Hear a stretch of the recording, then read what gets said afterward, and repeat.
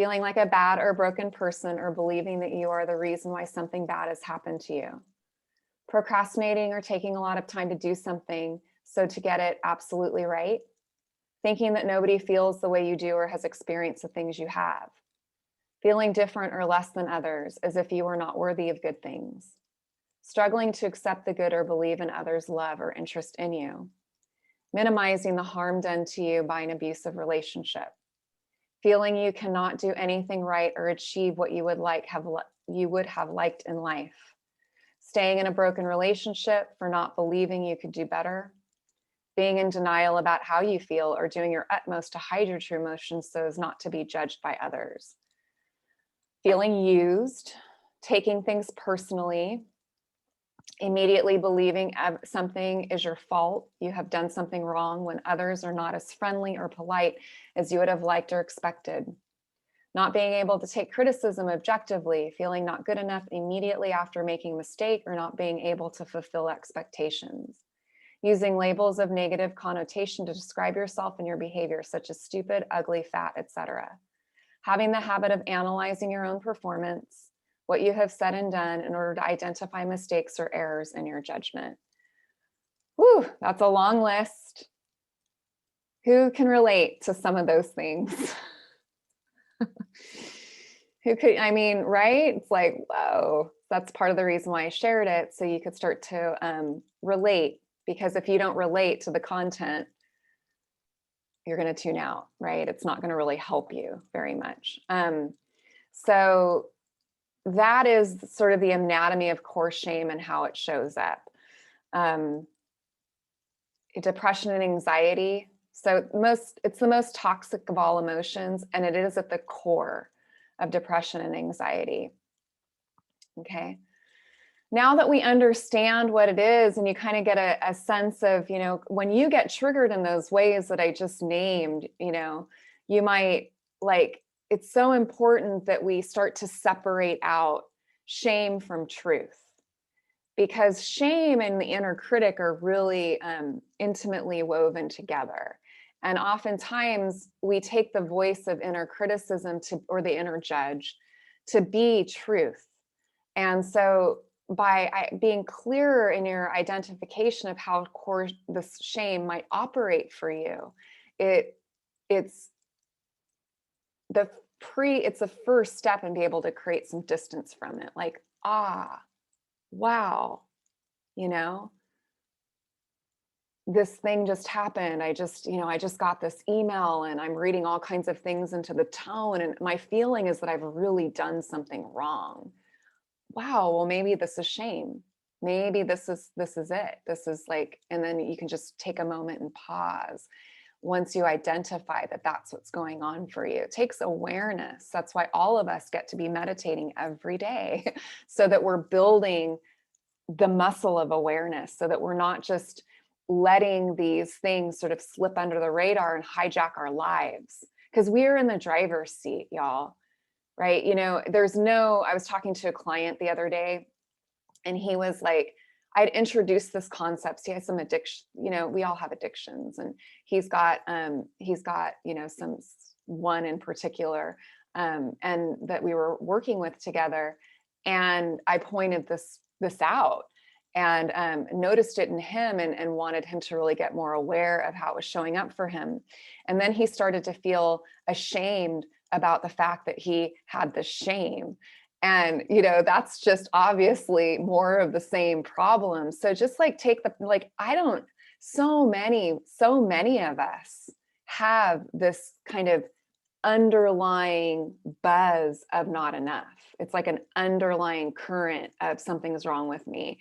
And if we don't identify it as being real, but not true, then we'll make all kinds of decisions and take actions and relate to people in our lives from that core sense of insufficiency and deficiency. So it's really, really important for us being, devoted to inner peace, being devoted to deep, true joy, being devoted to living a fully expressed life. It's essential that we we sense where this is operating in our life, and that we call it for what it is, which again, real, but not true. So much of this work, so much of what we practice in mindfulness and embodied mindfulness is against the stream of not enoughness. You know, our whole consumer culture is based on that.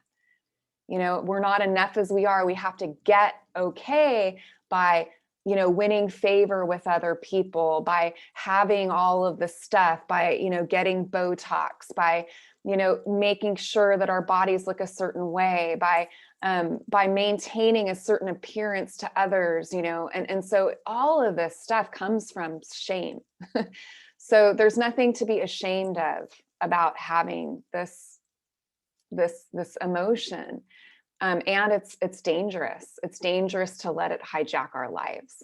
So we have to have a different approach. Normally our approach is we just believe it, and you know, or we're like fighting it, you know, like we're arguing with that sense of like deficiency or insufficiency. Oh, I know I'm good enough, you know, but we're not really letting ourselves feel that painful emotion, which someone had popped into the chat about discomfort. I mean, we can't heal a wound we haven't felt as much as we'd like to. We have to understand that our desire to bypass what's uncomfortable, to try to make it go away, it does create more discomfort and more pain and more suffering. And so our way is always through, our way is always to turn towards, and that's how we work with shame. We get out of, that's the second point I wanted to talk about, which is a different approach. The first one was how it shows up. This is, so instead of getting into all of the mental proliferation, which happens when we're dealing with a highly charged emotion, if your mind is off the hook, I guarantee you, at some level, there's like an emotion under that that hasn't been acknowledged. If you're like, and you know that time when you're just like all over the place and the mind is going nuts, it's like, and you're just caught in your head, you know, it's like, I was talking to a client too the other day when I was said, you know, I just like, wow, you're really caught in your head. And he's a longtime practitioner, has been meditating for a long time. And he's like, wow, I didn't even see that. Like, how did I not see that? Because it's hard for us to see the forest through the trees. That's why you come to things like this, so you can start to see yourself and what's getting in the way of what it is that you really want, which is your birthright, to be deeply happy, to be fully expressed, to look back on your life and go, you know, I was full. I am complete. I am satiated, you know? That's like, and have deep meaning in our lives. That's those things are our birthright. And somehow we've developed this idea that we don't deserve it, or we're putting all this stuff on hold until we finally get good enough and we have like, you know, we're worthy. But our worthiness is intrinsic to our existence. If you were to look at a little baby just born, you really like imagine them in your mind's eye right now, just a little brand new newborn baby. And you were just look at that baby and you would sense, and you can all sense this right now, that baby is worthy of all good things because it exists. It's not done anything to prove its worth. It's not contributed to society. It's just breathing and being, but we know in our hearts, we know that there's a worthiness to that soul, to that being. But we've forgotten that about ourselves, that we were born worthy. And all of us make mistakes. We've all done things we're not proud of. You know, that goes without saying. That's why forgiveness is essential. That we get to remember consistently that we are too worthy of forgiveness, worthy of good things. You know, if we're really coming to the table and being honest with ourselves, you know, and we're willing to make repairs in the places where we haven't shown up the way that we wanted to. But our worthiness is here before we open our mouths. It's before we don't need to earn it. It's our birthright. And that's not something most of us know. It's something we have to practice remembering.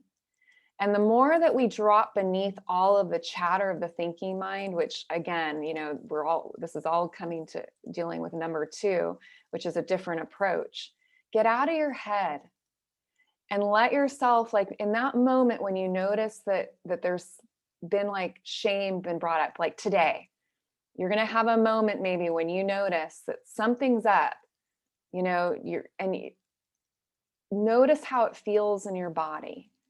And most likely you're going to feel it in your throat or your chest or your belly. You know, your throat, your chest, or your belly. That's where the vagal vagus nerve runs. And this is where we experience the felt sense of our emotional body. When we let ourselves feel our feelings all the way, which no one's taught us to do, and most of us need help with this, that's a big part, you know, it's part of the work that I do. It's like, and there's lots of people who are, you know, help with this work as well. When we do that, we get our vagal tone increases, and that just leads to us feeling more resourced and just better in our life overall.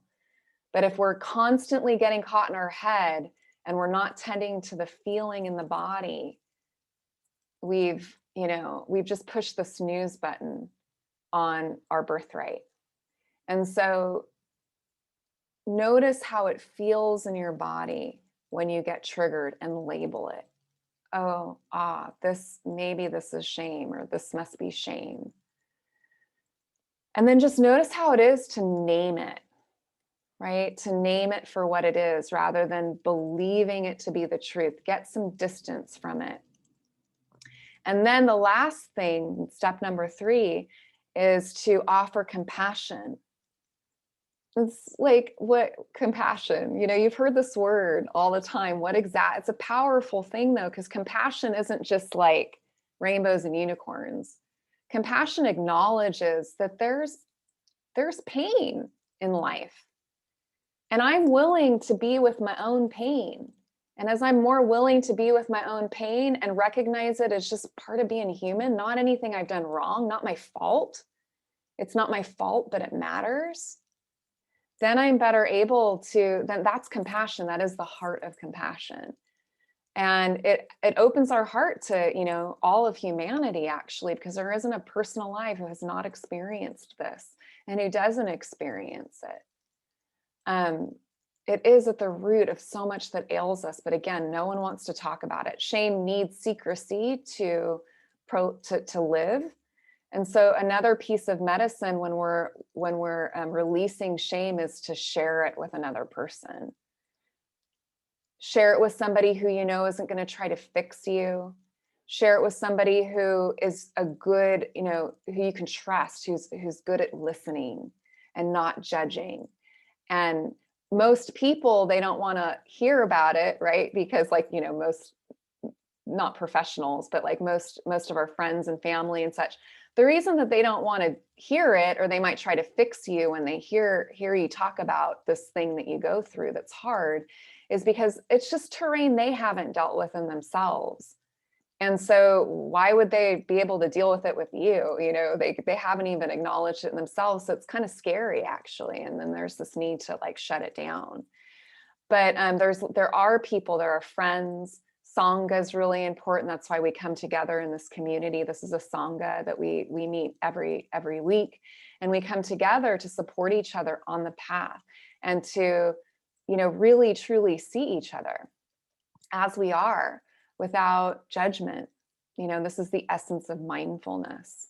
And so talking about it can exist. Shame just cannot exist when it's brought to the light. And we're relational beings. We tend to, when we're feeling a lot of this, and we may not even recognize it, but we tend to isolate. We'll tend to like not want to talk to people. We don't want to be seen. And whenever that's going on, it's a good indication that there might be shame happening here. And I really do believe like the more we talk about it, the less bound up we'll be by it, the more free we will be by it. And then we can touch upon what's inherent to the human heart, which is the sense of worthiness. It's just already there, but it's often just covered over. We don't even recognize it because we're so caught in, all of these other layers, and a lot of it, we're so caught in our heads that we don't actually get to experience the true worthiness at the core of our being that's available when we see through what's in the way, So before we sit, I'd love to hear, go ahead and put it in the chat. What's landing for you? What are you noticing as I share these three important pieces of transforming shame? And I'm going to look at your comments here. Yeah. Okay. Wholeheartedness. Yeah. Good. Okay. Feeling some feelings. Yeah. Become a heavy load. Shame has become a heavy load. Shame spiral. Yeah. Adriana, that happens, right? When we don't catch it. I'm realizing shame definitely shows up in my life. Yeah. Again, no one wants to talk about it. So a lot of times we're not even aware that it's operating. And we might say, well, I don't have anything to be ashamed of. And that's just an intellectualization. Embedded shame needs regular work. Yeah. And part of what releases shame is being willing to feel it without believing the story. I'm just going to wait for one or two more comments. Still trying to swallow that shame isn't. So glad you're here again, Eleanor. Still trying to swallow that shame isn't a birthright. Western church culture taught us this. Yeah, that's interesting that you're putting shame as the birthright that we sort of default to. We believe that somehow we're fundamentally flawed. And it goes deep, right? I mean, this is deep. And it's been going on a long time. I wasn't aware of so many components. Yeah, Jatanya. Difficult to find someone that is openly willing to listen. Yeah, interesting that it's related to anxiety. Yeah. Well, it's part of that, Anna, that I just want to add. Anxiety often is it's like a guard. That's how I like to think about anxiety. It's this guard. It's a guardian. And it's keeping you from feeling feelings that at some point in your life you decided you couldn't handle. And so it's just trying to protect you. Like, but we don't need the protection anymore, And so what we realize is, if I can just feel my feelings, it's so much easier than dealing with the sort of hum of anxiety in the background. And this repression of emotions is shame. We wouldn't repress them otherwise. Getting clear about an area it's operating in and has been. Oh, good, Devaya. Yay, Melissa. Oh, wait, let me read. Accepting my path for what it is, not feeling shame for being happy and healthy again. Yeah. A lot of this too is debunking or being courageous enough to take good care of ourselves and to set boundaries regardless of what people think. Like we have this, there's so, I think about workaholism because I can raise my hand to it. Why do we get into workaholism? Well, because we get some sense of I'm good enough if I work really hard. And until we see that and own that, instead of trying to be like a victim, everyone's putting everything on me and I can't get anything done, or, blah, blah, blah, blah. And we're blaming other people for it. And we take ownership and we realize the reason we do it, or we don't have appropriate boundaries with work in our home life, for example, or we don't give enough time to family, that's in alignment with our integrity and our values. It's because that's how we're deriving our sense of worth. And it takes a lot of courage to stop doing that. That's right. When I did something wrong as a child, my mom said, shame. Yeah, that's right. Totally. So you can kind of see where we get it from. All right. So I want to share this poem. Many of you have heard it, from Mary Oliver. And I think it just encapsulates a lot of what we've been talking about. And it also points to our birthright. And, she said, the poem is called Wild Geese. And she said, because we lost her not too long ago, you do not have to be good. You do not have to be good. You do not have to walk on your hands and knees for 1,000 miles through the desert repenting. You only need to let the soft animal of your body love what it loves. Tell me about despair, yours, and I'll tell you mine. Meanwhile, the world goes on. Meanwhile, the geese flying high in the clean blue air are heading home again. No matter who you are, no matter how lonely, the world offers itself to your imagination. It calls to you like the wild geese, harsh and exciting, over and over, announcing your place in the family of things. So let's sit. Go ahead and make yourself comfortable. Again, make yourself comfortable without demanding perfect comfort.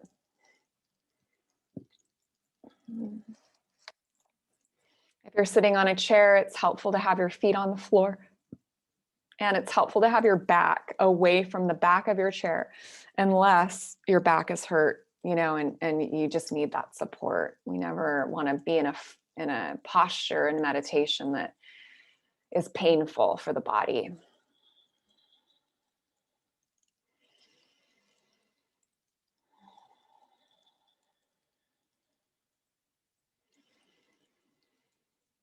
And if some folks lie down when they meditate, and that's totally fine too.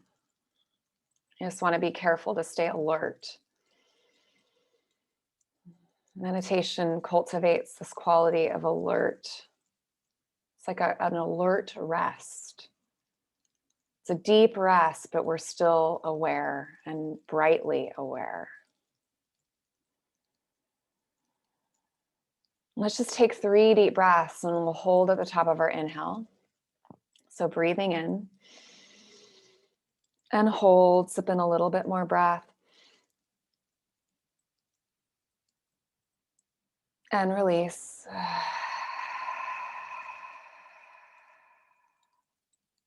And again, deep breath in.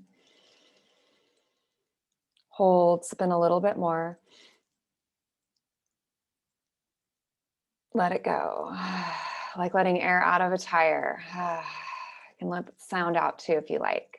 And one more like that, breathing in. Hold, sip in a little bit more.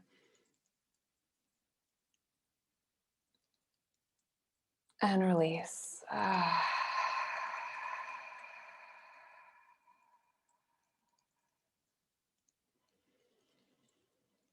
Just feeling the insides of your feet and toes.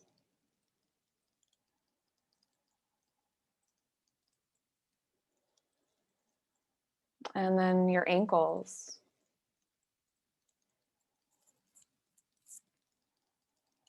And your lower legs, your shins and your calves.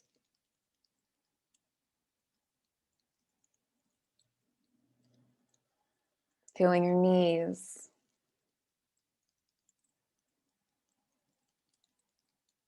And your thighs.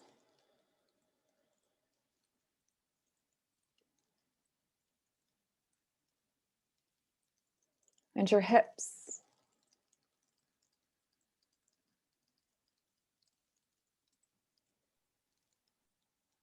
And your low belly. And your low back.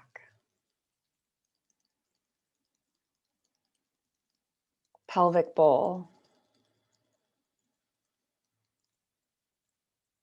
The pubic bone at the front and the sacrum at the back.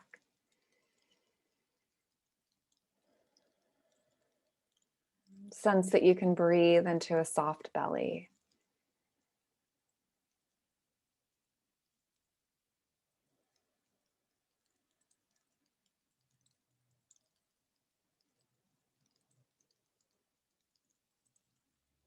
And the solar plexus the space between the navel and the sternum, and the mid-back.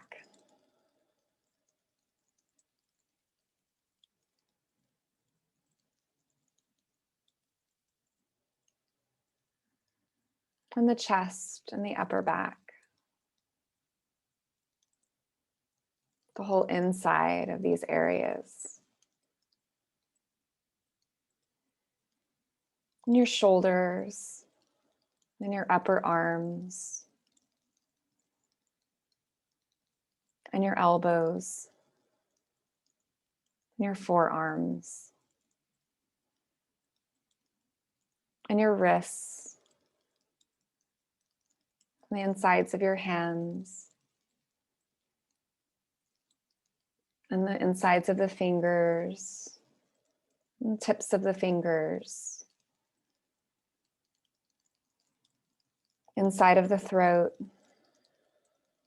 inside of the head, little micro muscles around your eyes, jaw, inside of mouth, inside of tongue.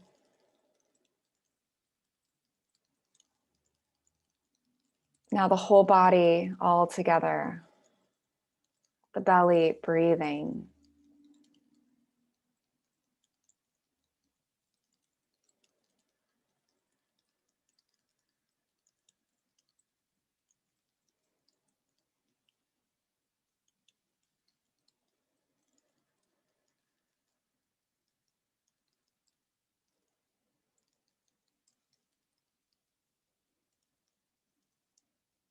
No need to be loyal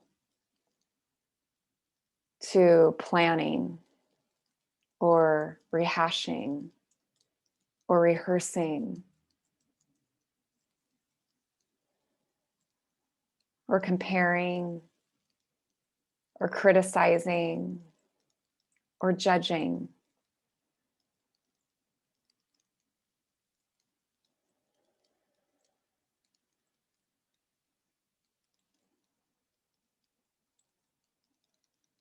And though these things will happen as thought forms, they're happening right now, all of these thoughts you have about yourself.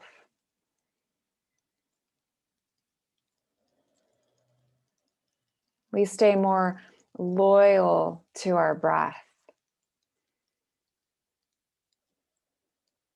letting thoughts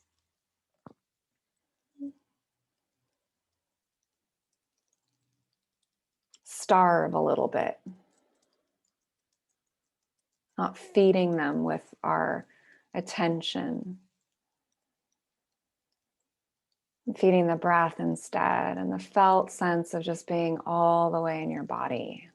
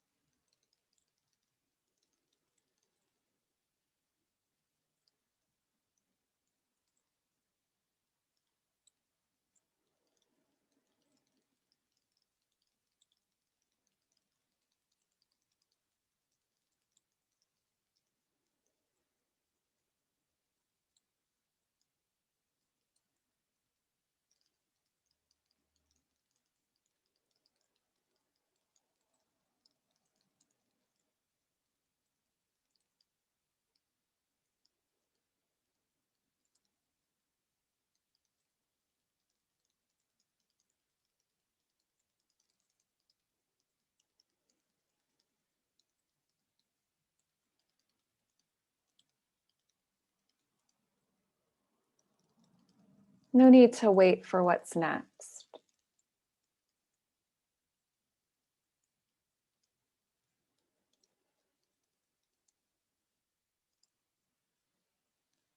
If we're not careful, we'll waste a lot of precious moments waiting for what's next.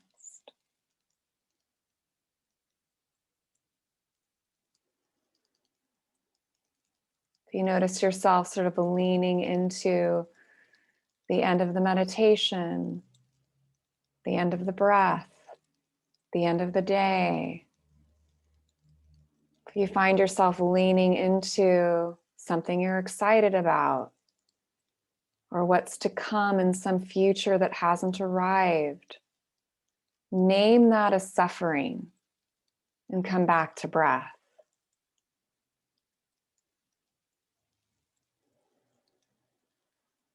We lean into the future when there's some sense of scarcity, like I don't have enough or I'm not enough in this moment. My life isn't enough or I'm not enough. Or something's wrong with it, needs to be different. Maybe in some future moment it'll be better.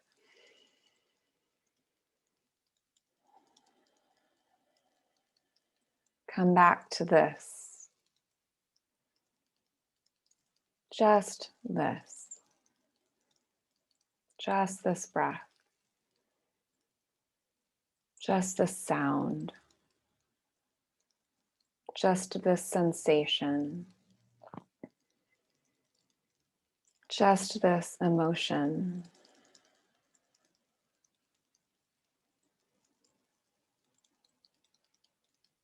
Maybe you're feeling at ease right now. Or maybe you're feeling some anxiety. Or maybe you're feeling restless or grateful or content or dissatisfied, irritated, joyful, numb,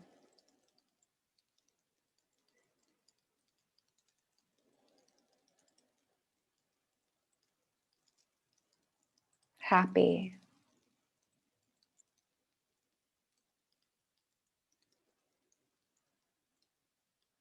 Emotions are fluid. We're usually feeling 2 or 3 at once. We're often unaware of it.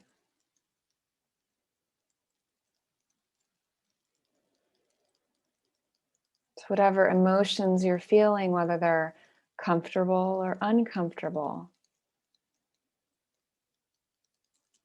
it's like this. Not good, not bad, I'm not right, I'm not wrong. It's just like this and I care.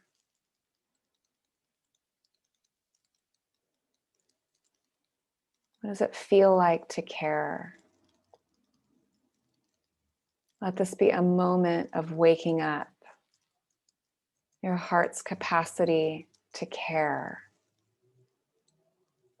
about yourself and your experience, whether you like the experience or not.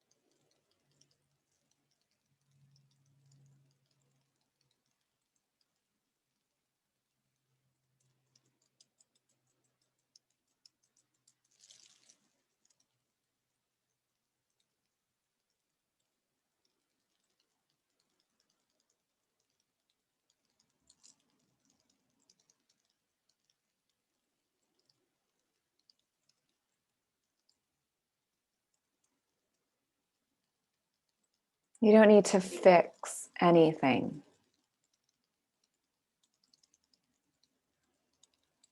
Notice if you do that, if you learn about something and then you spend a lot of time trying to figure out how you can get rid of it. You can just lay down the self-improvement project. Keep it simple. Just be with this breath, this body. It's all enough.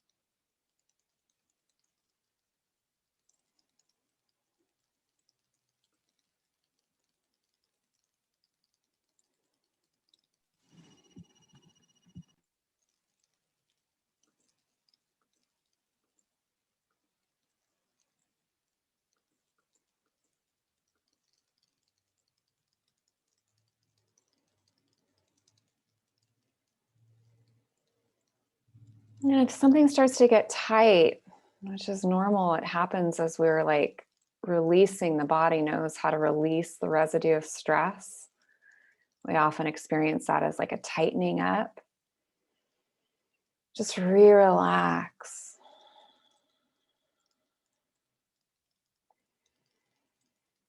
One of the best medicines for this, feeling of not quite right, something's wrong with me, and all of the ways that it might show up that we talked about earlier is through the practice of metta. We know this with research, just this recitation of phrases of well-wishing. And so we'll practice that together. You can place a hand on your heart. And this is a practice of soothing touch. You might just notice how it feels to place the hand on the heart with no agenda or expectation that it feel good or whatever. Just like notice how it is.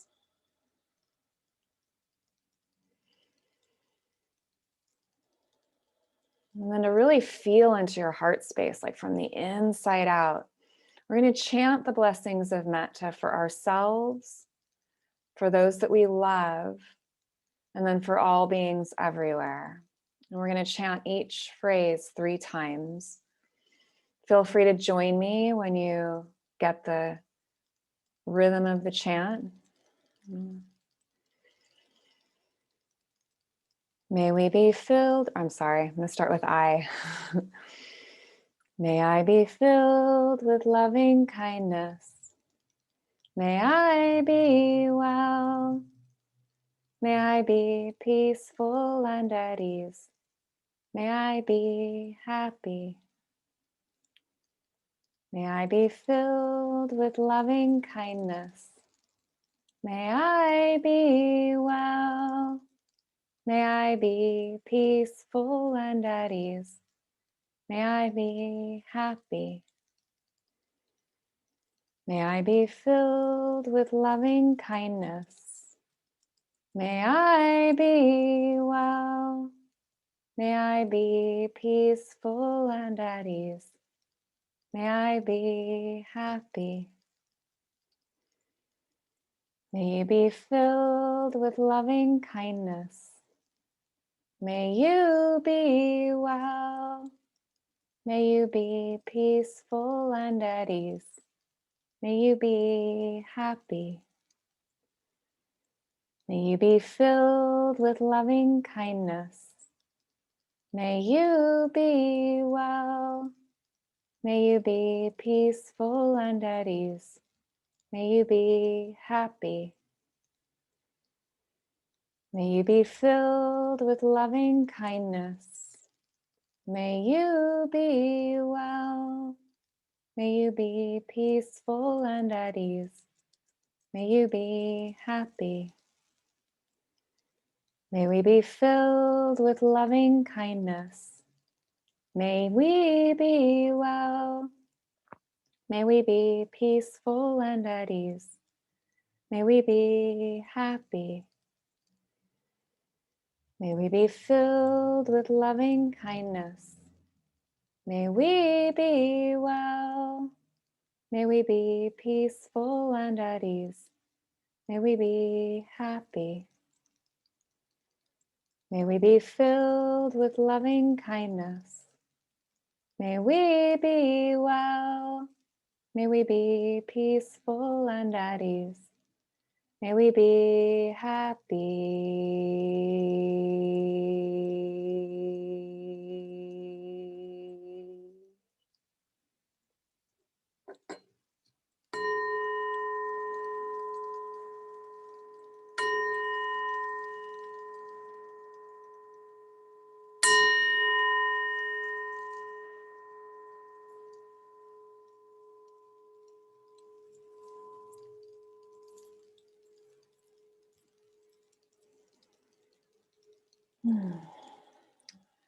If your eyes were closed, you can blink them open.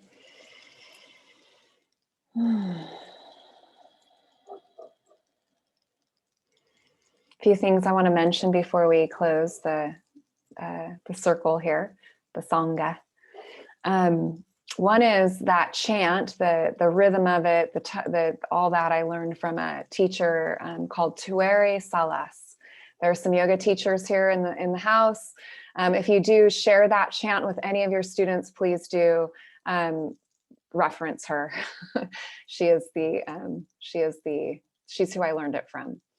A few other things that I want to say. Well, let me ask you this. Like, can you just put in the chat, like, yeah, how was that meditation for you? Or you can, just put in the chat what your takeaway is. While you're doing that, I'm going to make a few brief announcements. One is these meditations are offered by donation. So if you're unable to make a donation, no problem, please still come. If you are a client of mine and you know that this weekly sit is part of your program, then obviously this isn't for you. But some of you, your donations are greatly appreciated. And I'm on PayPal, I'm on Zelle, I'm on Venmo, I'm on all the stuff. So it allows me to come here and do this every week for you. Last but not least, to really strengthen your practice, there's nothing like retreat. There's nothing like retreat. And I take retreat regularly, and I suggest all of us do the same. And to help you to support your practice, I am offering a day-long retreat in March. That's March 14th. It's a Sunday. It's from 9 a.m. to 4 p.m. And I'm co-leading this retreat. It's called Contented and Easily Satisfied with Casey Howe, who is an Insight LA Dharma teacher. And it's just $97. And you can find the link to that on my website.